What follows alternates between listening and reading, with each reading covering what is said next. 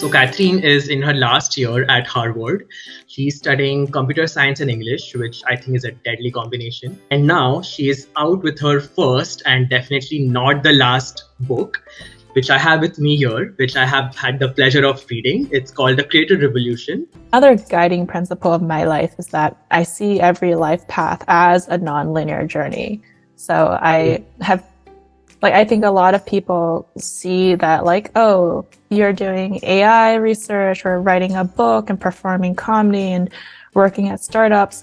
Like a lot of people might see this as disjointed. For me, I see it as all part of one path. And I remember I wrote a fanfic that got deep into the weeds of the legal issues surrounding wills and testaments once, and just spent days researching how wills work and how to write a will.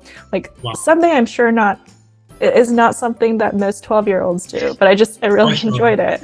One of the stories that you've mentioned in this book is of Chloe Ting, who a lot of my audience members would know as a very famous fitness YouTuber. There needs to be these centralized platforms which would have algorithms, but these algorithms make it so hard for creators because it's always a balance in making what you want to make as a creator versus not even necessarily making what the audience wants, but making what the algorithm thinks the audience wants. Your content is the product, or to a different extent for every creator, like you are the product.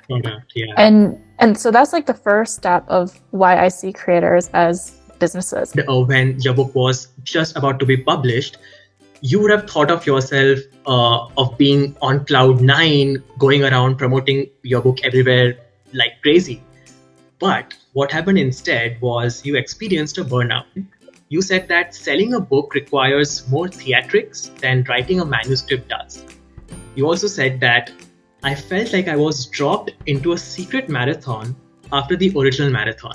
But what is interesting is that, and what is ironic, is that you have spoken about creator burnout in this very book. I always feel like when people don multiple hats, a lot of their skills become transferable. For example, something you learn in stand-up has helped you in research or vice versa.